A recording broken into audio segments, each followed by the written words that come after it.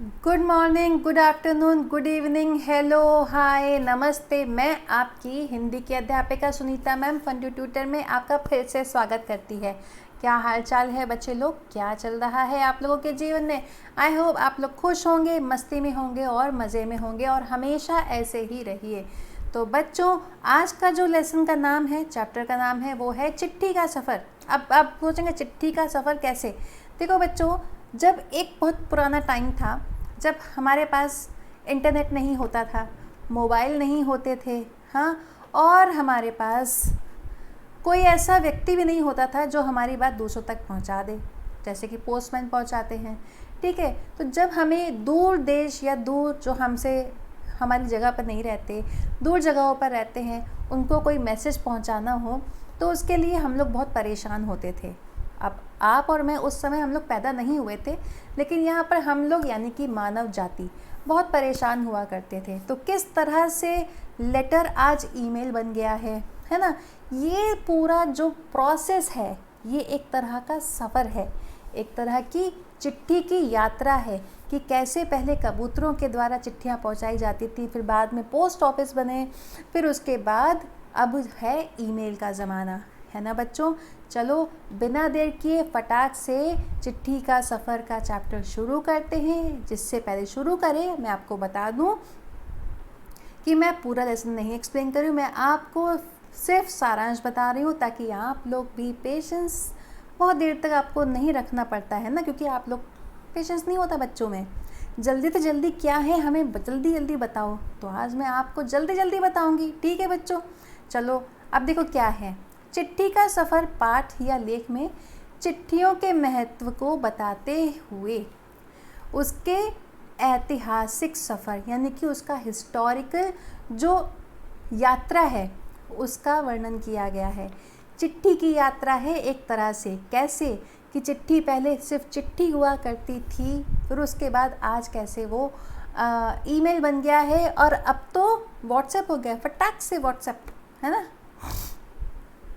जब cell phone, computer या तकनीकी यंत्र का विस्तार नहीं हो पाया था, तब चिट्ठी ही दूर संचार का महत्वपूर्ण साधन हुआ करती थी। यानी कि दूर संचार, दूर तक अपने संदेश पहुंचाने का माध्यम वो सिर्फ चिट्ठी ही होती थी। पत्र लेखन की परंपरा बहुत पुरानी है, अत्यंत ही पुरानी है। यहाँ तक कि जब राजे महाराजे हुआ करते थे, तब वो भी अपनी चिट्ठियाँ, अपने मैसेजेस किसी के थ्रू पहुँचाया करते थे, है ना। चिट्ठियों का हमारे जीवन में महत्वपूर्ण स्थान है। आप कहेंगे मैम आजकल कौन लिखता है? आजकल ईमेल लिखे जाते हैं, लेकिन वो भी चिट्ठी का इलेक्ट्रॉनिक फॉर्म है। मेल मतलब चिट्ठी, है ना। ये जो ईमेल लिखा होता है, इसमें मेल मतलब चिट्ठी और ई मतलब इलेक्ट्रॉनिक, तो इलेक्ट्रॉनिक चिट्ठियां हैं, चिट्ठियां तो हैं लेकिन, ठीक है। पत्र पर डाक टिकट लगाना, उस पर सही सही पूरा पता लगाना, लिखना भी होता है। तो जो हम लोग चिट्ठी, जब चिट्ठियां लोग लिखा करते थे, तब वो पूरा पूरा पता लिखते थे, ठीक है। कि 7/109, फिर उसके बाद कौन सी गली, कौन सा मकान नंबर, मकान का कोई नाम हो तो वो लिखा करते थे, पूरा सब कुछ, पूरा पूरा पता। डाक टिकट, हर ये देखो डाक टिकट है ना, ऐसी डाक टिकट, बहुत सारी डाक टिकट, अलग अलग तरह के डाक टिकट, अलग अलग रुपए के, अलग अलग पैसे की, बहुत सारी डाक टिकट बनी। तत्पश्चात पते में सबसे छोटी भौगोलिक इकाई से शुरू करके बड़ी की ओर बढ़ा जाता है। ये बड़ी इम्पॉर्टेंट बात होती है। जब भी पत्र लिखा जाता है तो छोटी इकाई से शुरू करके बड़ी इकाई, मतलब अब ये क्या है मतलब ये सबसे पहले घर का नंबर, ठीक है। फिर उसके बाद इसको ऐसे बोलते हैं अंदर से बाहर, ठीक है। सबसे छोटा हमारा घर, ठीक है। अब तुम जो आप फ्लैट में रह रहे हैं तो 6B, फिर कौन सा फ्लैट नंबर वो आपने बता दिया, अब कौन सी बिल्डिंग का वो आपने बता दिया, वो कहाँ पर है वो बता दिया, इस तरह से, ठीक है। तो भौगोलिक इकाई से शुरू होकर छोटी भौगोलिक इकाई से शुरू होकर बड़ी की ओर बढ़ा जाता है जब भी पता लिखा जाता है। एक सेकंड दीजिए।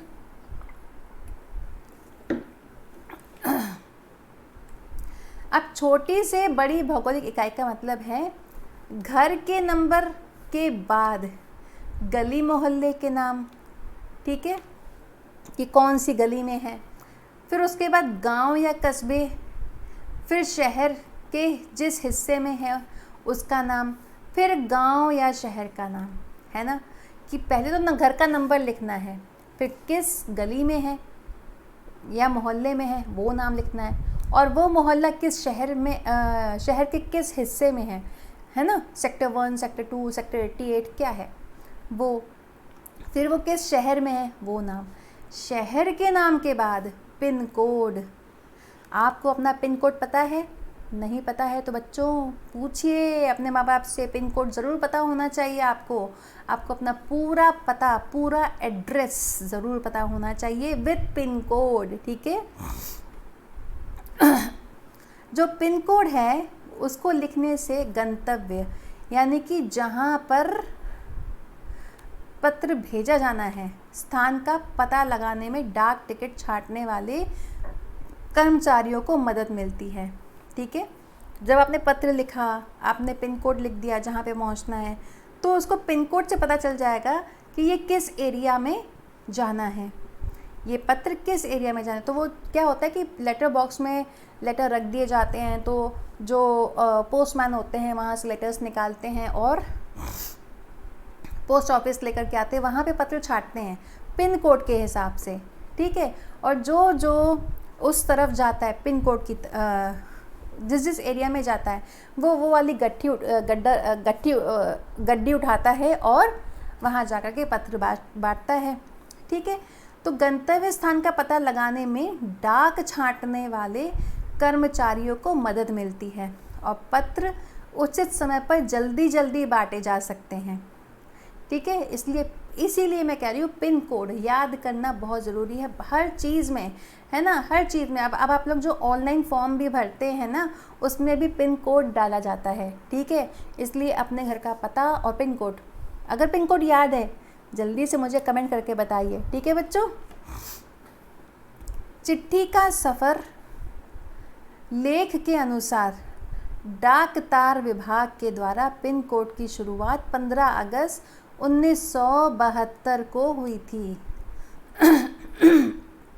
डाक तार विभाग के द्वारा कि पिन कोड की शुरुआत, मतलब पहले पिन कोड नहीं था लेकिन बाद में पिन कोड बना दिया गया कि हर एरिया में अलग अलग पिन कोड होगा, एक ही शहर के अंदर अलग अलग पिन कोड होगा, ठीक है ना। और अब तो ये हो गया है कि इनफैक्ट ऑनलाइन उसमें जो हम लोग ख़रीदारी करते हैं शॉपिंग में, उसमें जो है जो प्रोडक्ट हमको लेना है उसकी अवेलेबिलिटी कैसे देखते हैं, पिन कोड से देखते हैं।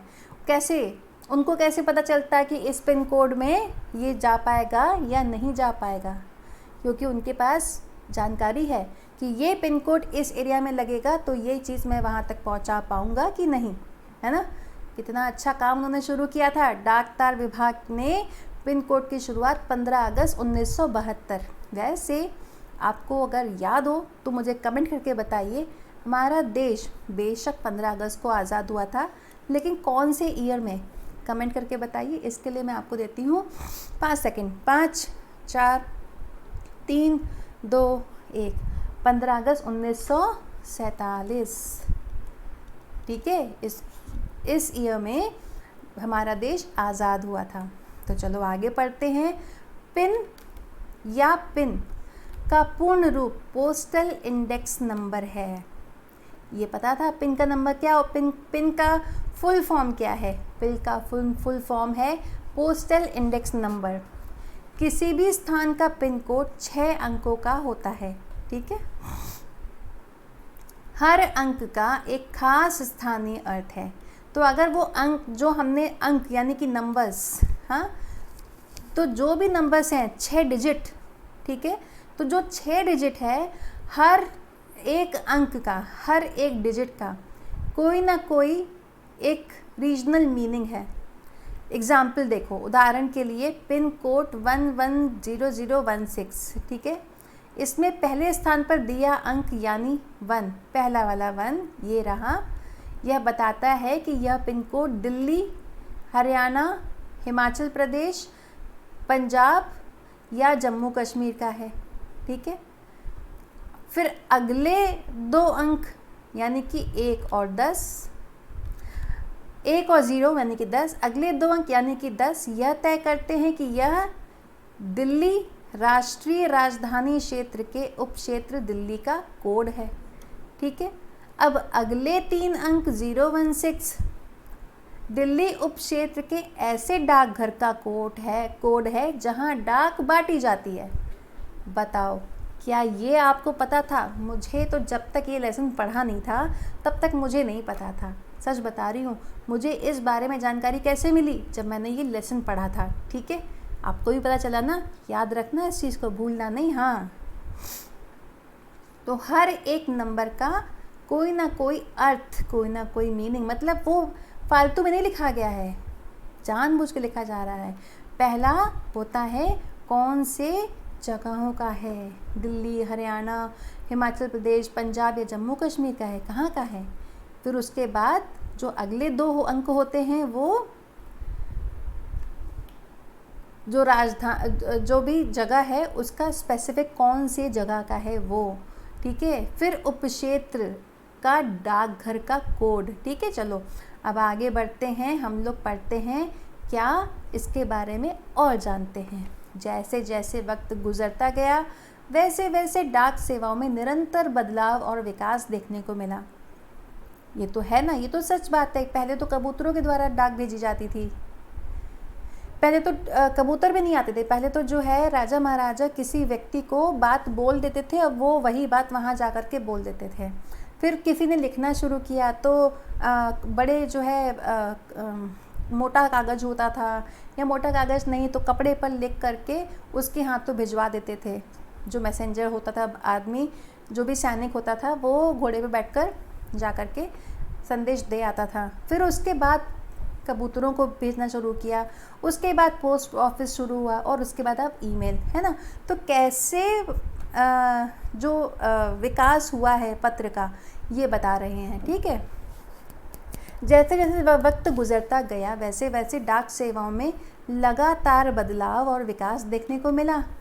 अब एक दिलचस्प बात यह है कि पुराने समय में कबूतरों के द्वारा संदेश भेजे जाते थे, जब संचार और परिवहन के साधन सीमित और बहुत कम थे, ठीक है। तब हरकारे पैदल चलकर लोगों तक चिट्ठी पत्री पहुंचाते थे। हरकारे उनको कहा जाता है जो लोग पैदल चलकर चिट्ठी पत्री दूसरी जगहों पर पहुंचाते थे। राजा महाराजाओं के पास घुड़सवार हरकारे होते थे, जो घोड़े पर बैठ कर के मैसेंजर, जिनको इंग्लिश में हम मैसेंजर बोलते हैं, हरकारे वही हैं, ठीक है। तो घोड़े पर सवार होने वाले मैसेंजर होते थे राजा महाराजाओं के पास। इन हरकारों को न सिर्फ हर तरह की जगह पहुंचना होता था, बल्कि डाकू, लुटेरों और जंगली जानवरों से डाक की रक्षा भी करनी होती थी। ये तो उस समय की बात है जब राजा महाराजा हुआ करते थे। तो हरकारों को न सिर्फ चिट्ठी पहुंचानी होती थी, बल्कि डाकू, लुटेरों, जंगली जानवरों से उस चिट्ठी की रक्षा यानी कि उसकी संभाल भी करनी पड़ती थी, कहीं ये खो ना जाए, कहीं ये नष्ट ना हो जाए।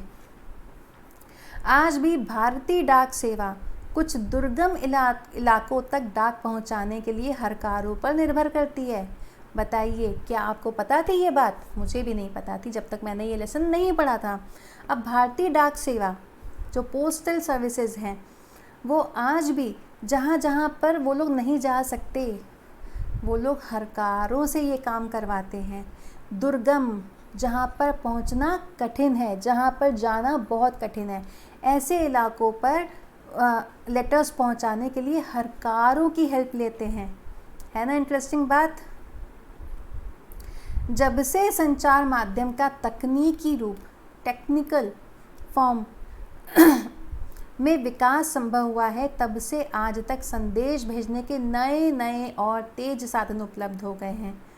तो जब से संचार माध्यम यानी कि मल्टीमीडिया है ना, उसका जब से लेकर के डेवलपमेंट हुआ है, तब से आज तक संदेश भेजने के लिए यानी कि मैसेज भेजने के लिए नए और तेज साधन, नए और वो साधन जो बहुत स्पीड में मैसेज पहुंचाए, वो उपलब्ध हो गए हैं, जिसके फलस्वरूप डाक विभाग पत्र, मनी ऑर्डर, ईमेल, बधाई कार्ड आदि लोगों को पहुंचाने में सक्षम हो गए हैं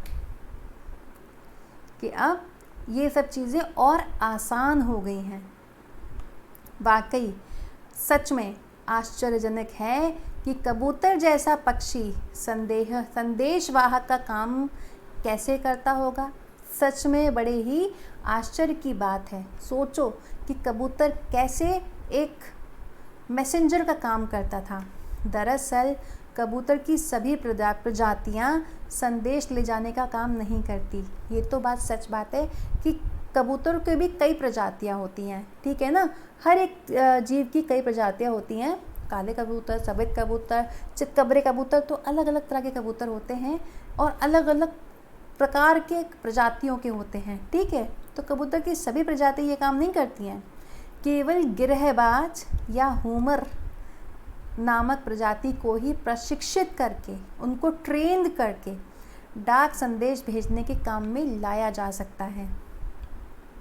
आप लोगों ने सुना भी होगा काफ़ी टाइम, पता नहीं आप लोग तो न्यूज़ देखते हैं, न्यूज़ पढ़ते हैं, कई बार चीन ने ऐसा काम किया है। हाँ, और भी कई कंट्रीज जो ये मतलब किसी जानवरों को, पक्षियों को ट्रेन करते हैं ताकि वो एक मैसेज यहाँ से लेकर के दूसरी जगहों पर पहुँचा सकें। और क्योंकि पक्षियों को हम रोक नहीं सकते, पक्षियों के लिए तो कोई बॉर्डर नहीं है, वो कहीं से भी कैसे भी उड़ के आ जाते हैं, है ना। तो इसलिए पक्षियों का यूज़ किया जाता है। तो कौन सी प्रजाति, कबूतरों की कौन सी प्रजातियों का यूज़ किया जाता है, कौन सी प्रजाति, देखो मैं हकला रही हूँ। पत्र भेजने के लिए कबूतर की कौन सी प्रजातियाँ ली जाती हैं, कमेंट करके बताइए। इसके लिए मैं आपको देती हूँ 5 सेकंड। 5, 4, 3, 2, 1। गिरहबाज या हुमर, ठीक है। अब उड़ीसा पुलिस, अब बताइए, उड़ीसा पुलिस आज भी हुमर कबूतरों का इस्तेमाल राज्य के कई दुर्गम इलाकों में संदेश पहुंचाने के लिए कर रही है। कबूतरों का इस्तेमाल आज भी हो रहा है। कहाँ पर, कौन से स्टेट में हो रहा है, बताइए मुझे आप लोग कमेंट करके। इसके लिए मैं आपको फिर से देती हूँ 5 सेकंड। 5, 4, 3, 2, 1। तो वो है उड़ीसा। लेकिन उड़ीसा के सब जगह पर नहीं, दुर्गम जहाँ पर जाना मुश्किल है, ऐसे इलाकों में, ठीक है। कबूतरों की संदेश सेवा बेहद सस्ती है क्योंकि उन्हें सैलरी नहीं देनी पड़ेगी ना, इसलिए उन पर खास खर्च नहीं आता है। और सबसे अच्छी बात, इन कबूतरों का जीवन काल 15 से 20 साल का होता है। हुमर कबूतरों का जीवन काल कितने साल का होता है, कमेंट करके बताइए बच्चों। आपको मैं इसके लिए देती हूँ 5 सेकंड। 5, 4, 3, 2, 1। 15 से 20 साल। तो अब चलो शब्दार्थ पढ़ते हैं। क्या है? चिट्ठी यानी कि पत्र, सफ़र, यात्रा, गौर से यानी कि ध्यान से, भौगोलिक, भूगोल से संबंधित। भूगोल पता है किसे बोलते हैं?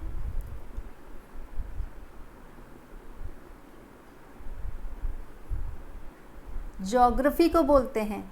गंतव्य, पहुंचने का स्थान, जहां पर हमें पहुंचना है। जाहिर है, स्पष्ट है, निरंतर, लगातार, बेहद, अत्यधिक, ठीक है बच्चों। और भी हैं, हरकारे, जो पैदल चलकर संदेश पहुंचाता है वो व्यक्ति। दुर्गम, कठिन, दिलचस्प, मज़ेदार। प्रजाति यानी कि किस्म। प्रशिक्षित, अच्छी तरह सीखे हुए।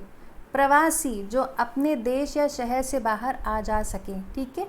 अपने देश या शहर से बाहर जाकर रहने वाला, उसको बोलते हैं प्रवासी।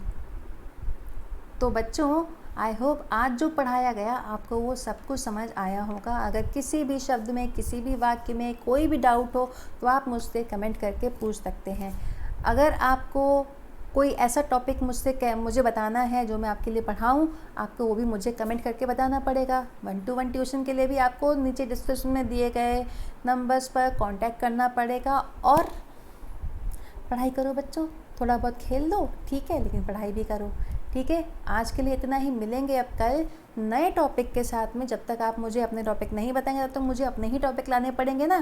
तो जल्दी से बच्चों अपना टॉपिक बताओ कमेंट करके। वीडियो को लाइक ना किया हो तो जल्दी से वीडियो को लाइक करो, शेयर करो फ्रेंड्स के साथ में। फन वीडियो को अब तक सब्सक्राइब ना किया हो तो जल्दी से सब्सक्राइब कर लो, ठीक है बच्चों। मिलती हूँ कल नए टॉपिक के साथ में, तब तक आप लोग अपना ध्यान रखिएगा। Bye bye, take care.